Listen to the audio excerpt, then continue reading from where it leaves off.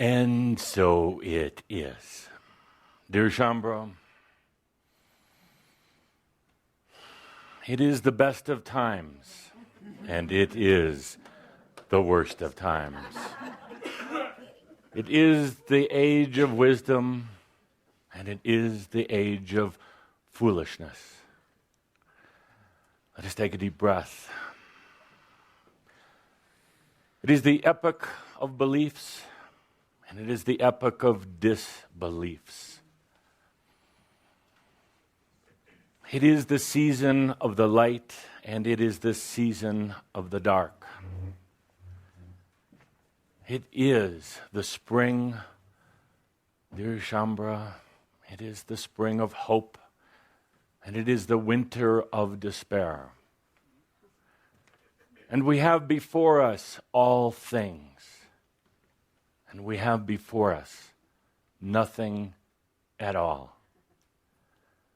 We are all in our consciousness of ascension. And we are all lost in timeless forever. In the words of Charles Dickens, with the assistance of Adama St. Germain, written in 1859, 150 years ago, a tale of two cities. But it is also so appropriate today, in the age that we live in, perhaps to be retitled, A Tale of Multiple Consciousnesses. Oh, dear Shambra, what times that we live in, and I say we because most of me is here with you now on earth. This is but one of the last of my messages to this group of Shambra in the way we do it now, with me in another non-physical dimension with you here on earth.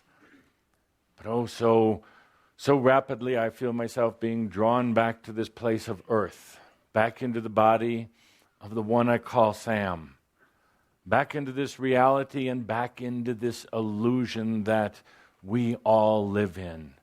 It is indeed the best of times, and it is indeed the most challenging of times ever upon the face of earth. Let us all, human and spirit, take a deep breath in celebration of this paradox, in celebration of where we are today. For as you have heard so many times before, this is why you chose to come to earth. And as you know so well, it is difficult and challenging, and nothing seems to work anymore. The old tricks and the old tools out the door, but what replaces them? We have everything before us, as Dickens said. We have every tool, every resource, every solution, and every answer before us. Because we placed them there in a very multidimensional way. We placed them there a long time ago, but not knowing what this day would be like. But we had the wisdom to place the new energy tools without even knowing what they were, without knowing exactly what had to be done, but knowing that it could be done, without having to manipulate or manufacture a certain tool or a certain system or structure, but to know that at this time when we came to this place on the path, that those tools would appear and they would be appropriate and they would be of the new energy, not of the old. We have nothing before us. We have nothing at the table because we tend to go back into history and back into time to pull what we have learned before and bring that to the table in times of despair and challenge. But they don't work. They aren't valid anymore.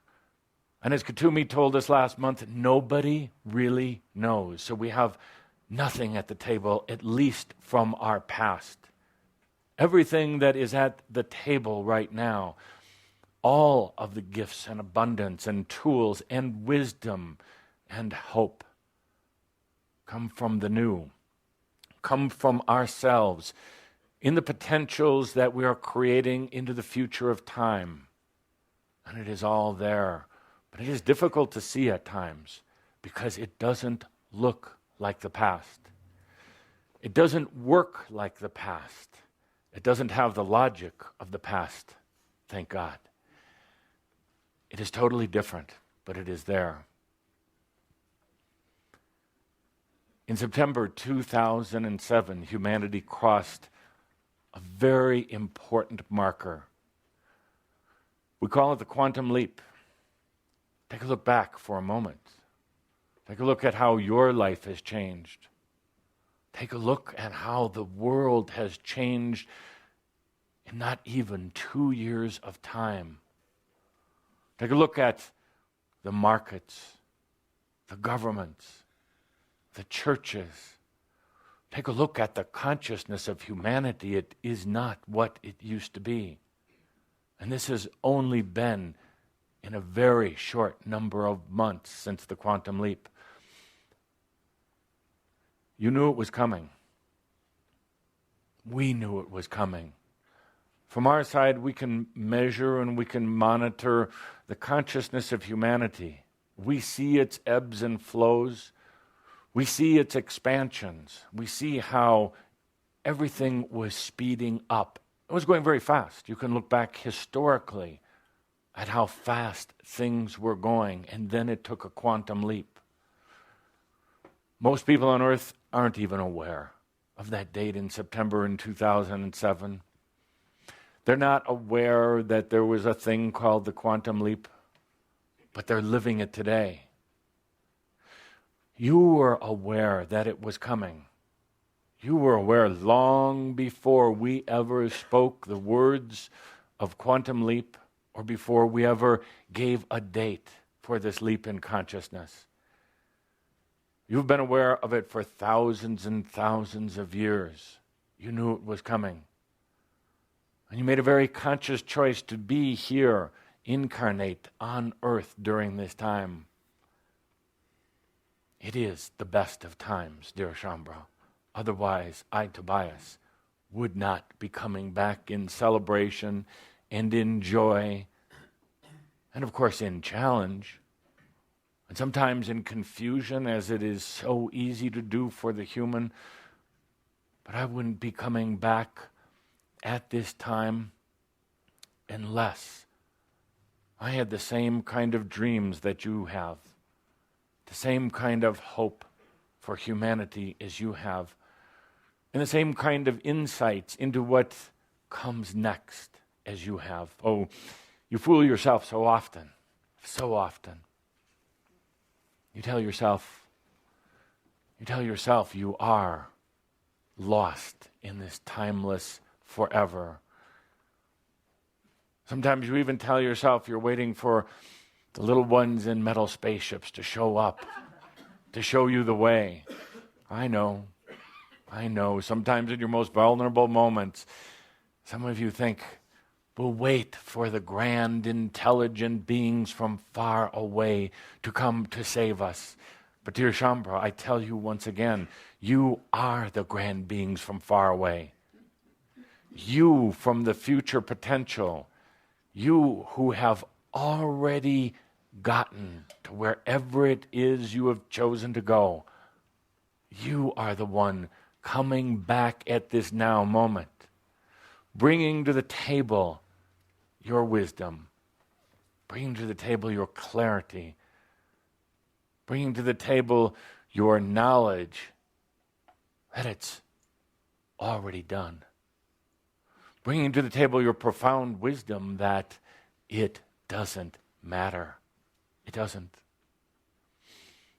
Some of you, a few of you, not many, but a few of you are waiting for the beings that live under the ground to come up from the earth where they have lived for tens of thousands of years to bring forth their wisdom. If they were so smart, they would be here already. What you were really waiting for is that part of you to come up from being buried below, that part of you that knows so well who you are, a part of you who knows that you are God also, but that has been put down underneath the ground, that has been buried and hidden and just waiting. So it is you that comes up from beneath the ground. I don't expect hordes of millions of beings who have lived underground without showers or soap or anything like that to come up to save humanity. It is part of you that comes forward at this time.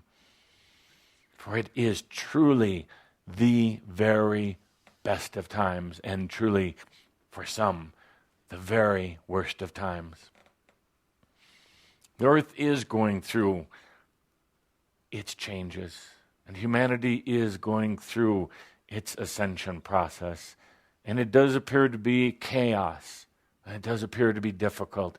And it is so very easy to get caught up in all of this. And when you get caught up in all of it, it is so easy to go to this old place, to this rather dimly lit place, this uninspired place called the mind.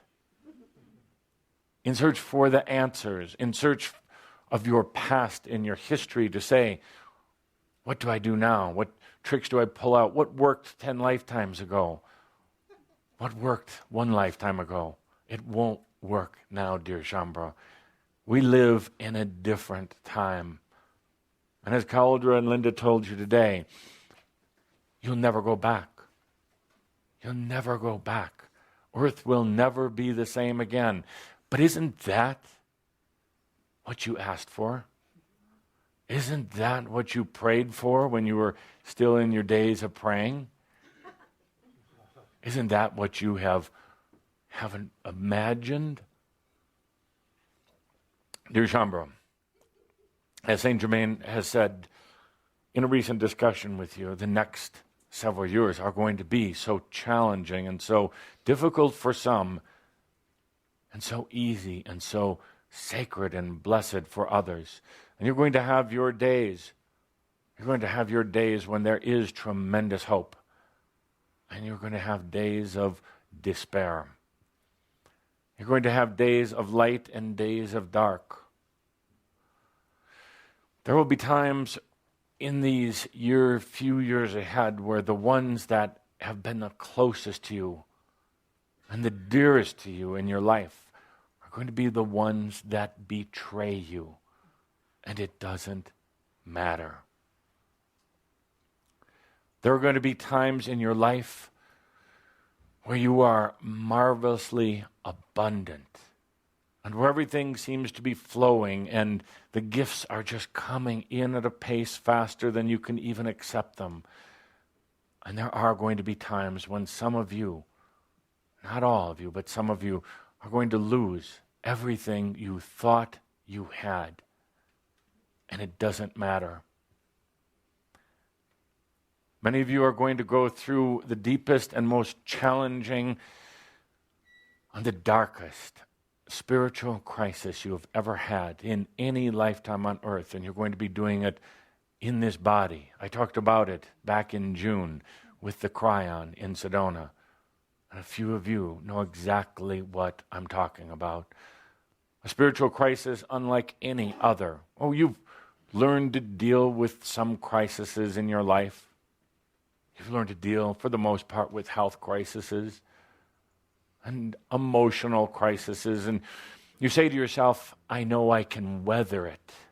I know I can get through it if I just keep breathing and duck very, very low. I can get through it. But this spiritual crisis that we've addressed before is different than any other.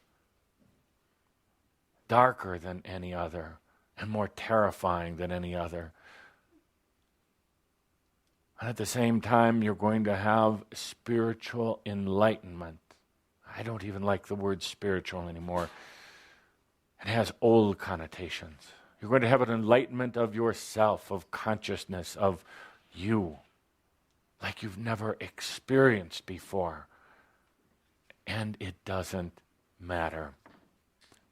You're going to have insights, somewhat as Cauldre and Linda and Andra and Ann talked about earlier today, of being so very multi-dimensional, and it's going to throw you off. It will throw you off because the old human measurement systems are still trying to keep you, very linear and very singular. The old measurements and monitoring systems of your body, mind, and your spirit try to keep you balanced in this very rigid 3D reality / illusion. But as you become multidimensional, incarnate, while you are in this body, mind, and spirit, it's going to throw you off. It's going to be very disorienting. Because suddenly you have energies coming in from places you have actually never experienced before. Not even between the non-physical times, between lifetimes. You're going to be experiencing new energy, and it is so different. It is not even quantifiable in an old energy way. There's no description for it at this point, other than this cliche new energy, because it is so different. You're going to have experiences in your life when the days seem so dark and other days seem so bright, and you know what I'm talking about, don't you? You're going through it right now. You're experiencing the best of times and the worst of times while you were in this body. And it doesn't matter. There are going to be times, dear friends, when you are in a health crisis. And it's going to terrify you because you're going to feel the approach of death at your doorstep. You're wondering what's wrong with you. Why is your body betraying you? Why is it giving out? Is there some other force grander than you, even a part of you, but grander than you, calling you back home? Is the body truly the power and the control and the God of life? Is the body the one that decides how and when and where you will go? So there will be health crises that come over you that make you take a look at your entire life, make you wonder what you're doing. And in these health crises, it's also going to precipitate, again, a spiritual and emotional crisis because, well, you're supposed to be a spiritual, evolved being. Why would you possibly get sick? Why would something like cancer or diabetes or even a cold or a flu come your way if you're so perfect? And there's going to be other moments in these amazing times you live in when you're diagnosed with something that appears to be life-threatening, but in the blink of an eye, with the love of thyself and the choice over thy body, where this supposed disease and imbalance is just going to be flushed from your system, and it's going to mystify the doctors. So much so that they don't want to talk to you about it because you're an anomaly. You don't fall into their book, their prescription, and their structures because something happened that was different from you, so they're going to dismiss you. But yet they're going to go back to their quiet spaces, to their homes, and wonder what just happened. It is the best of times. It is the worst of times. And above all, it doesn't matter. We sat less than 2 weeks ago with an amazing group of Shambra from all over the world. Thank you. In a vortex, a real vortex, called the Great Pyramid. Not only because it is a vortex aligned with grids and ley lines and things like that, because it has become a vortex for humanity. Consciousness helped to create it as such a powerful vortex. It is imprinted in the memories and the consciousness of humans all over the world. It is imprinted on some of your paper money. It is a vision and a picture that the large majority of humanity has seen and knows about.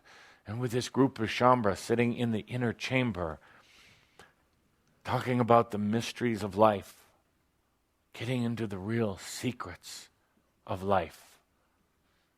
We told this group that it doesn't matter at all. And we could feel a sense of sorrow and sadness and disbelief amongst this group. What do you mean, Tobias? I could hear some of them saying, what do you mean it doesn't matter? I'm supposed to be here on earth right now because it matters. I'm supposed to be a standard of new energy because it matters. I'm on a mission, don't you understand, Tobias? I'm on a mission. Although I'm lost as hell, I'm on a mission. I lost everything along the way. I don't know what I'm doing. I don't even know who I am, but it's a hell of a mission, Tobias. It's a hell of a mission. What do you mean it doesn't matter? It was almost like I was taking something away from them. A sense of passion, a sense of purpose. It doesn't matter, I told this group. It truly doesn't. Why? Because you're already there. We talked about it before. You've already arrived at whatever place it is you wanted to arrive at. Some of you say, I've told Saint Germain that you chose ascension. So you have ascended. You're there. Now you're just experiencing what it was like to get there. It doesn't matter because, dear Shambra, it is so natural and it is so much a part of you. This entire process of expansion or evolution or whatever you want to call it, you're already there. You were there when you crossed through the wall of fire and experienced all of the potentials of every lifetime, physical and non-physical, of everything you would ever think, everything you would ever do, and all of its sub-potentials and their sub-potentials. You'd already arrived. So it really doesn't matter. It doesn't matter at all. Oh, I know that hurts. Well, then why should I wake up in the morning? Why should I try? You're absolutely right. Why should you?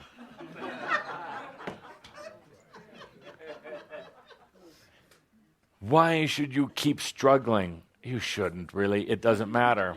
It doesn't matter. Why should I keep holding up the entire earth on my shoulders, carrying the burdens and the energy of humanity? You shouldn't. You should just let it down. It doesn't matter.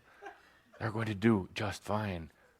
They haven't all chosen what you've chosen. They haven't all chosen to ascend or even to become enlightened or even just to have a single good day. But it doesn't matter because sooner or later they will. Or maybe not. It doesn't matter. They are going through such a sacred and such a personal process. If they're lost, if they're absolutely lost, it doesn't matter because they're going to find themselves in their state of being lost. They will find themselves. It doesn't matter that they're imprisoned in their own consciousness or that you are. It doesn't matter because sooner or later, as in the infamous, illustrious, and grand Dhamma Saint Germain, trapped in his crystal, in the greatest simplicity that you could ever imagine, Saint Germain realized, if I got myself into this, I can also get myself out of it. If I created the illusion of my prison, I can also create the illusion of my freedom. It doesn't matter, Shambra. What grander thing could we have told a group in the Great Pyramids? And it doesn't matter. What more of a vacuum of sadness than we felt with some in that group? Those who are here on a mission, those who are here struggling against the currents, and those who are here going through their own games, going through their own processes. It doesn't matter. Go through the games and go through the processes because you're going to turn out just fine. I can say that. I've walked a few miles in your sandals. I know what it's like to come to that point of absolute oneness with self, absolute love with self, falling in love with yourself, where you suddenly realize it doesn't matter. I am that I am. I always have been, always will be. It doesn't matter. I remember thinking to myself in my journey, my final realization of my ascension, I wished I could go back in time and tell myself it doesn't matter. And then I could have enjoyed the entire journey of getting there. And you know what? I did go back. I absolutely went back unto myself, unto everything that I'd ever done and experienced. And I told myself, soul to human embodiment, I told myself, it doesn't matter. Now, I didn't always listen. I didn't want to listen. I didn't care to listen because I was in my human incarnation. I was so embroiled with my dilemmas and my dramas. I was so involved in my games, my musings, but also in my creations and my relationships. I didn't want to hear that voice that said, it doesn't matter. You're already there. You live in the best of times and the worst of times. You live in the times of wisdom and the times of foolishness, and it doesn't matter. You live in a time of great change. And you live in a time that doesn't need change at all because it's already there. So I ask each one of you today, I ask all across this world, why are you here? What is it that you choose if you're already there? If you're already in your ascension, which we told you in our second year of series, in our discussions, in our Shauds, then what is it that you're here for? Do you have to have such a mission? And do you have to have such a purpose? Do you have to be needed by someone or something else? Do you have to be a crusader still? Do you have to get on that horse and cross vast lands to tell and to show other people how to live and what to believe? Or can you be here on earth right now as yourself? Just because. That's a good enough reason, I discovered. Just because. Why are you here on earth? Just because, damn it. It's the best of times, it's the worst of times. I wouldn't want to miss it for anything. Why are you here? Just because I can be here. Because I can be in a body, and what a luscious thing it is. Just because I can feel human emotion. I can taste human food. I can actually feel human pain and human struggling. That's a reason in itself.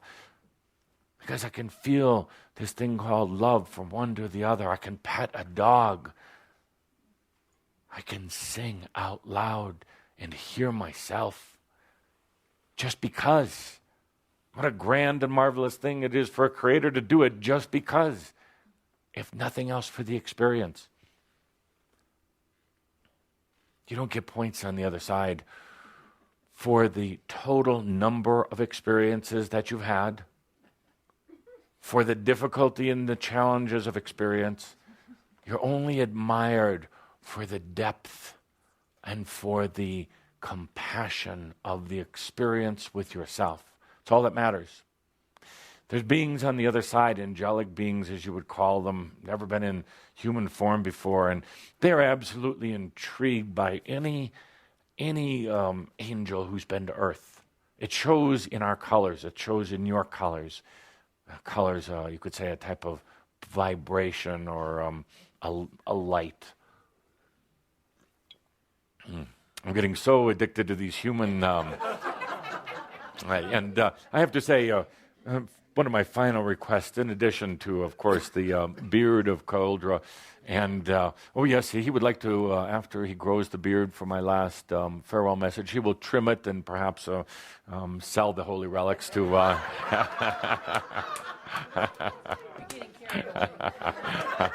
But indeed, in my last channel, in my last minute, I would love a glass of your finest wine that you could possibly afford. Oh, indeed, I not only ask, I dream and I create, so it will be so. Now, where were we?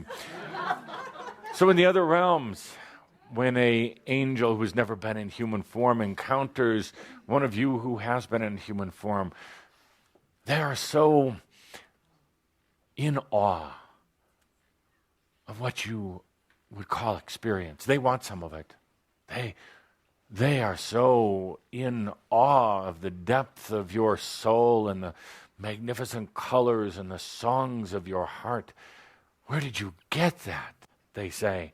Where did you become such a grand and glorious being, a king and a pharaoh and a god unto yourself? How do I become like you? You take a deep breath. You've got to go to earth for it. But let me caution you here before you go. You may lose your way. And I say, but look at you. You obviously found your way. Yes, but there is the illusion of losing your way that is so real that it is the grandest experience you'll ever have. The illusion of being lost and of being puny and of being insignificant and of being nothing amongst many. What an experience that is. And they say, look at you, you magnificent being. You went to earth, you played, you had fun, you loved, you became solid. You could feel things in a way where we can't possibly. And you shake your head, or I shake my head and said, but you'll hate it. But you'll hate it. But in that hatred of it, in that loathing and in that desperation to get out of it, is the experience. What a grand thing it is to actually look at it from the other way. To actually feel so downtrodden and so desperate that you hate everything. What an experience. And you know what? By the way, you say to these new ones, when you go to earth, do me one favor. Above all, when you go to earth and you're down there and you're in despair, you're in challenge, you wonder if you're even going to eat the next day, and your spouse has just divorced you and your children can't stand you, and you're sick, you've got a bad back and a cold and a flu all at the same time. And you're cursing and you're cussing and saying, what was I ever thinking? Just remember this. It doesn't matter. It doesn't matter. Because you can't get lost. You can't lose. There's not a test. This isn't even an experiment. It's an experience. It doesn't matter. Now, if you can go down there and remember these words, so you tell them this, I tell them this, but they don't listen. If you can go down there and remember these words, it doesn't matter. You'll have a hell of an experience. You will absolutely cherish every moment in physical body. And if you go down there during this time of grand change on earth called the quantum leap, called the evolution of consciousness, and you remember that it doesn't matter, you'll actually enjoy it. Which would you rather experience? Enjoying it or being fearful of it? Being a creator or being a game player? If you remember when you go to earth in this new time, you tell these raw green angels, when you go there to earth, if you just tell yourself at night before you go to sleep, it didn't matter, doesn't matter. Now, an interesting and strange thing happens with humans. They don't necessarily want to believe it doesn't matter, and they're actually indoctrinated or sometimes hypnotized that it does matter. They're told that if it doesn't matter, you're going to do something to hurt somebody.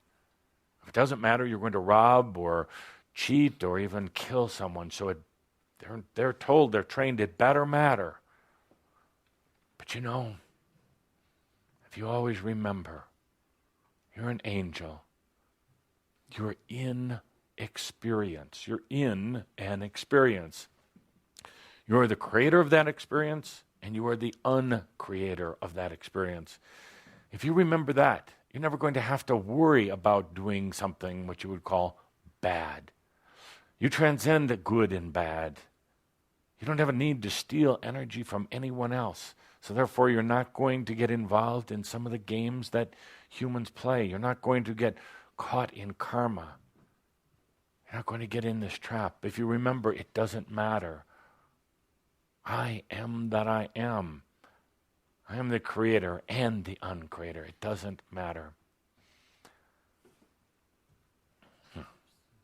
So Shambhala, incredible time that you live in, and you're going to be experiencing, humans are going to be experiencing this incredible paradox. One day knowing everything, the next day nothing at all. One day having great love in your life, and the next day betrayed by the very ones that love you. It doesn't matter.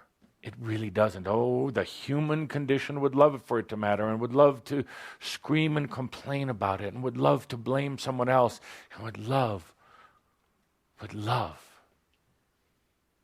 be the victim, to play the game, but it doesn't matter. You're living in a time of incredible paradox where nothing is like it was before. We're talking about the weather.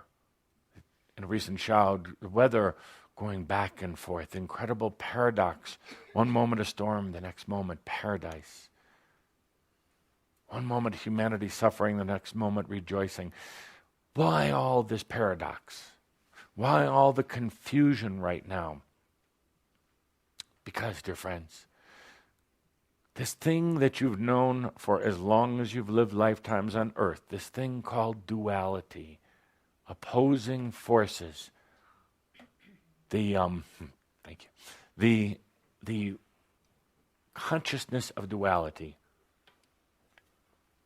is coming to completion. Is coming to completion. So these forces that you see that apparently or perceptibly have been battling against each other are actually now coming together. They're coming together so you're no longer a man or a woman. But as they come together, there's this perception or this illusion that there's this great paradox between the masculine part of you and the feminine part. But actually they're coming to completion. That's what this whole transformation into new energy is truly about. In a way, it is the end of times. It is the end of duality. But duality is making itself more apparent than ever before. Contradictions are going to be more visible and sensible than ever before, meaning that you will sense it stronger than ever. And it's actually not a contradiction. And it's actually not opposing force anymore, because they're coming to completion. In what would appear to be chaos and contradiction and conflict, they're actually coming back together again. You see, it doesn't matter. It's happening naturally. And it actually happens in a very beautiful way. You're being shown just one side of a very, very beautiful process on earth right now. Everybody's focusing on the terrible and focusing on the systems falling apart. Walk around the other side where nobody stands.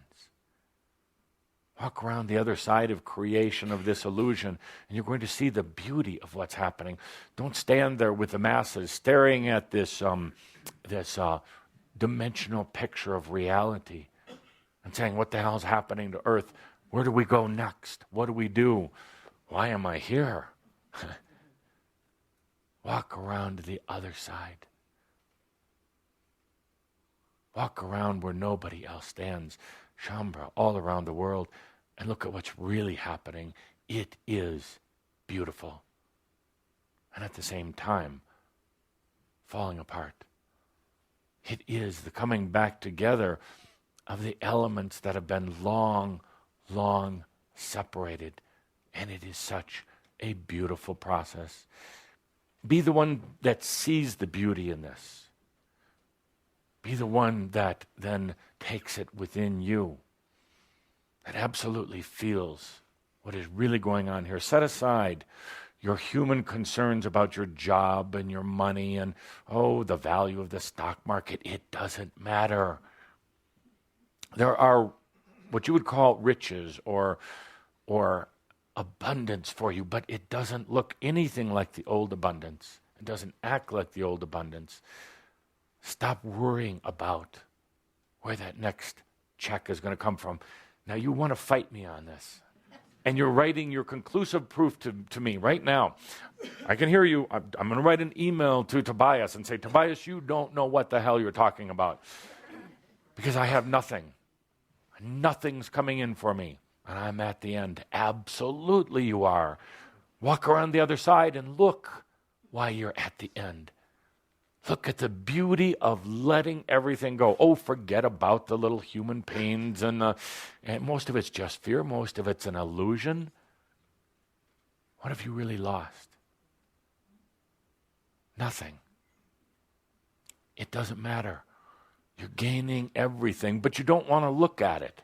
You're too busy looking at everything falling apart. You're too busy in the game. You're too busy pretending that you're a victim. You're too busy blaming me and your parents and your children and your spouses and your past lives and the world and the politicians and everybody else, including the little ones in spaceships and the ones from underground. You're too busy blaming all of them. It doesn't matter. It really doesn't. And we're going to arm wrestle about this for a while. Until you finally, one day laugh and say, Tobias, I wish you'd told me way back when I was in the heat of my despair and the depths of my agony, I wish you'd have said to me, Tobias, it doesn't matter. And then I would have let go of that little game I was playing. And then I would have stopped blaming everyone. And then I would have had a big smile and said, what a grand experience I'm having on earth right now. The illusion of things falling apart when they're really coming together. Isn't that a contradiction or a paradox in itself? The illusion that everything is falling apart. Imagine right now you're standing on a hill with millions of other humans, and there's this huge painting, and it's called the Painting of Earth in 2009. And that painting seems to be falling apart. The paint is melting, the frame around it is cracking and breaking, and it is the God, it is the modern day God, it's the illusion of life. And everybody's looking at it saying, it's falling apart. What we worship, the modern day God, the new age Horus and Isis and everybody else, the modern thing that we so worship, the illusion of life, it's falling apart. Crumbling before us, and there's nobody here to save us. And I know that. Humans say, I know there's nobody here to save us because I have called out to God and no God has come. I have screamed out to the angels and they just give me this BS. So I know there's nothing, and the painting, the illusion is falling apart. That's when I say, dear Shambra, it doesn't matter. Absolutely. And by the way, you asked for it to fall apart. You wanted the change. Now, go around the other side of the hill where nobody is and look at what's really happening. It's coming together. The illusion of it falling apart has to be there, because otherwise you're just intensifying the old elements of duality. You're just making the male more masculine and the female more feminine. You're just making light more light and dark more dark, and that is just adding to the game, and that's not at all what you chose. That's not at all what you asked for. It's not at all what you truly want to experience. Walk around the other side of that painting, of that illusion. First, you'll realize there's no painting there at all. Secondly, you'll realize it's all coming together with or without you. It's all happening. It's all in a natural progression. It's only an illusion that it's falling apart. It actually can't. It can't. Now, there's something in your DNA called Atlantis that says, oh, but Tobias, it can. Oh, it can. I have seen it, I have felt it, and those flames were really hot. So don't tell me, Tobias, that it can't happen. Oh. Well, let's go back to Atlantis for a moment. Let's take a look at what was happening. It was an evolution and a transition as well. It was a time of truly discovering self and discovering the essence of Spirit of God. First, it had to be this illusion of God being off in the heavens, and eventually, a few humans would begin to understand that God was within. But in a sense, back in Atlantis, as somewhat naive as we all were, as children of Spirit as we all were, playing the grand game that we were playing, we said, let's take it and blow it up. Haven't you done that as children? Haven't you taken your little trucks and toys and demolished them? That was great fun. That was amazing. Boom, destroy it. What happened? Well, you got a bigger and better toy then. You got a grander game to play. Atlantis wasn't a mistake. It wasn't the wrath of God. Atlantis was not an error in humanity. And by the way, Atlantis wasn't this model of perfection society. It had many great things. But it wasn't the perfect society. We were learning. We were experiencing. We also experienced what it would like to have this great chaos and this great destruction. But it didn't matter. It wasn't shortly thereafter that you came back for another lifetime. Either above earth or below earth. It didn't matter. You were still here.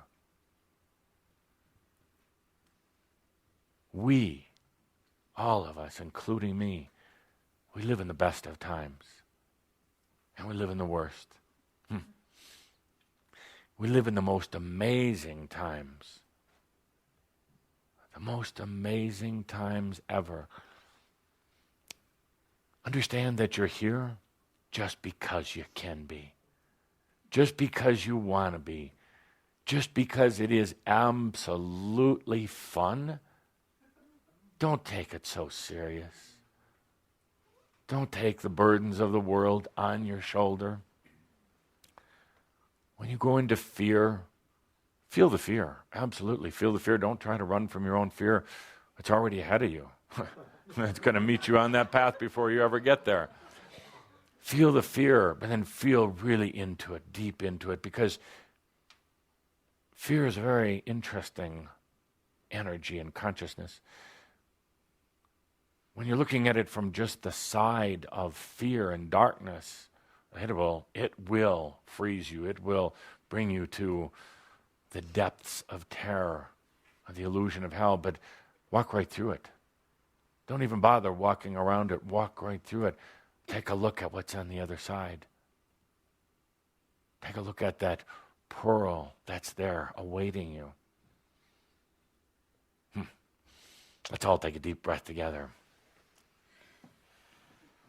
You have everything before you, everything at your table, and you have nothing at all. You have everything that comes from yourself, coming from what you would call the future, but it's really coming from the best of you, I don't even want to call it future because I don't want you to relate it to time. It's coming from a part of your consciousness that you haven't experienced yet, that's already there. That's what's at your table. At your table, there is nothing at all. Because what the eyes see and the senses perceive, they want it to be something like the old, from the old, just sharper knives, just better utensils, perhaps more delicious food, but it's not there. Because at this point in time of changing consciousness, you bring nothing old to the table. Nothing.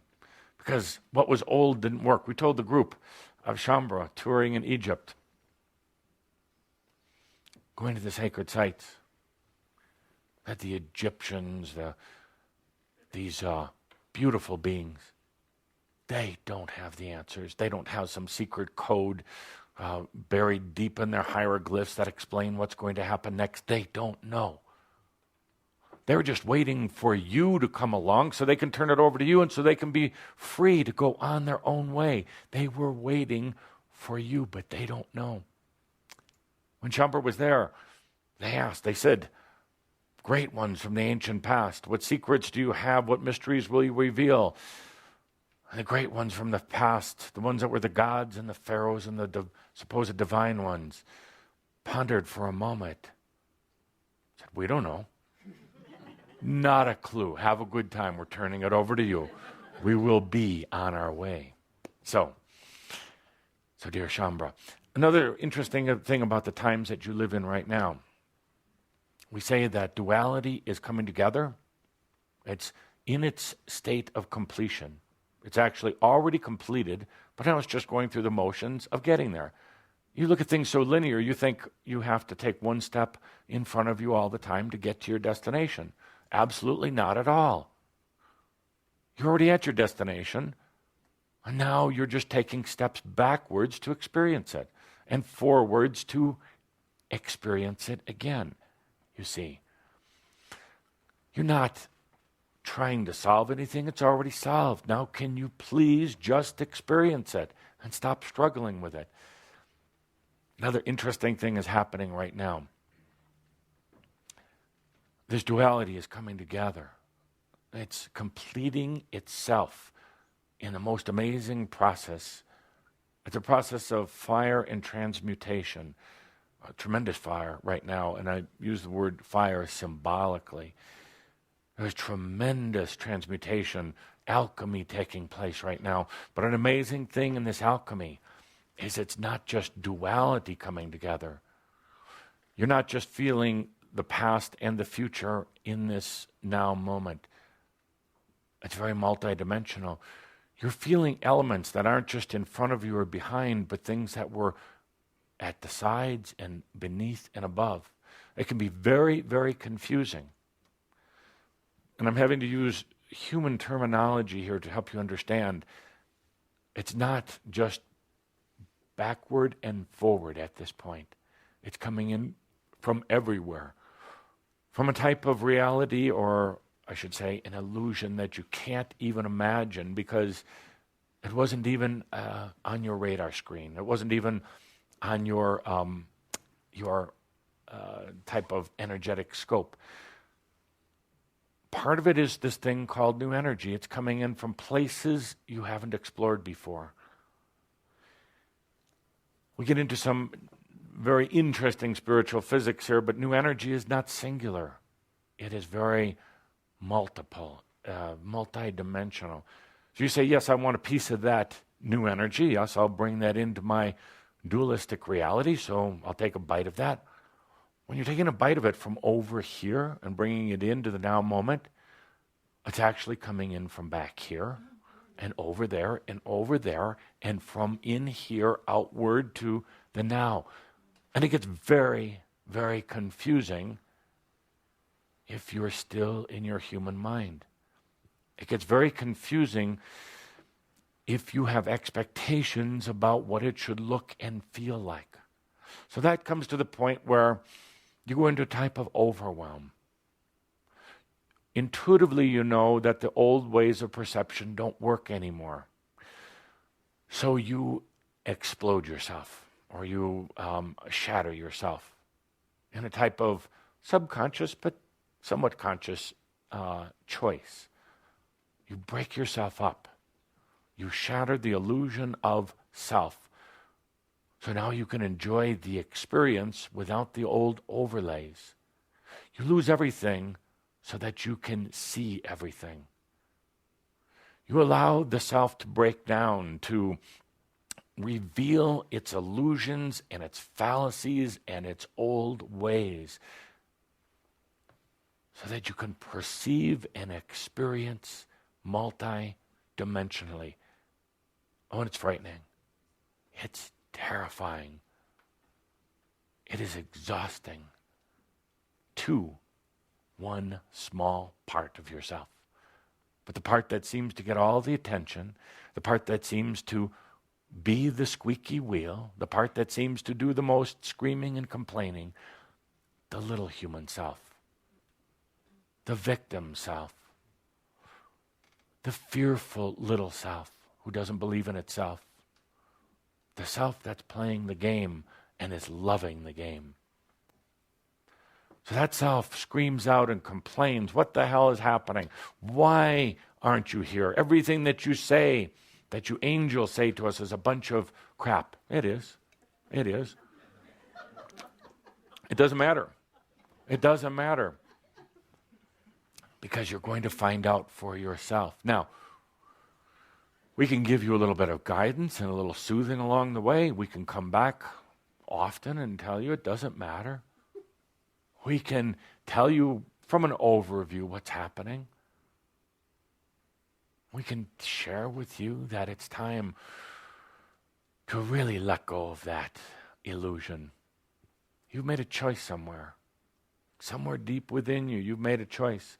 Maybe it wasn't little human self, the little screamer, the little tyrant, as we like to call it at my cottage. Little tyrant self. But there was a sacred part of self. I said, let's go of this illusion. Let's go of the singularity, the duality. Let's let go of the old. So we can absolutely experience something far grander. Just because. Just because. Not to save the world. Not to save our angelic families. They'll do fine on their own. But just because. There's nothing better than just because. Last month, Kuthumi came in with his brilliance. Oh, dear Kuthumi. It came upon a time of questions and answers, and it came up to be a very sincere and real and genuine question that came up. A question that brought so much energy for all of you, and such a wave of realism and trauma that it actually threw Cauldre and probably Kuthumi off. Had some of you laughing at a time where perhaps laughter wasn't deserved, but it doesn't matter. Had some of you very confused and out of your body. You didn't even hear the question. We'll repeat it in a moment. But you didn't hear it because it was far too poignant and too real. Doesn't matter. We're going to read it again. Had some of you so angry. You know, sometimes absolutely we love to see you angry. Saint Germain provokes your anger because you get complacent. You get so complacent at times that he likes to come and prod you and poke you and get you so angry at him. And then you know what happens? Later we all, including you, we all have a good laugh. Say, you know what? It doesn't matter. It was the experience. But I did want to, I've been asked by Cauldre to address this question again. So you heard it a month ago, most of you. You're going to hear it now, but in one short month since this was asked, I want you to hear the difference both in the question and the feeling behind it. And I want you to perceive your wisdom, your absolute wisdom, in the answer. Because, you see, you already know. You already know. Yes, it doesn't matter. You already know. But you also know what this person, because they write on behalf of so many, you already know what they're going through. You already know the despair that they're in. You already know that they are in their winter of despair. They can't see the spring of hope. You know that before them there is nothing. You know that they go not directly into ascension, but they experience what it is like to be forever lost. You know that feeling. You know the absolute conflict. So please do read the question again. Dear Tobias, how dare you tell us we're just playing games as if you have nothing to do with the games we're playing? You said last month, there's something inside of you that's choosing it and picking it and making it a reality. You told us many times that all we have to do is make a clear, conscious choice in the now moment and we'll create our reality. That is a game. We chose to let go of our old beliefs that are no longer serving us. So what is the something that is inside of us? Since we seem to have no control over it, and it somehow has the power to create our reality without our consent, I'll call it our soul self. The game is that we choose to adopt the new belief that we choose our reality, but it's our soul self that gets to make the official choice and thus create our reality. Our soul self is obviously choosing to create from our old beliefs that we have let go.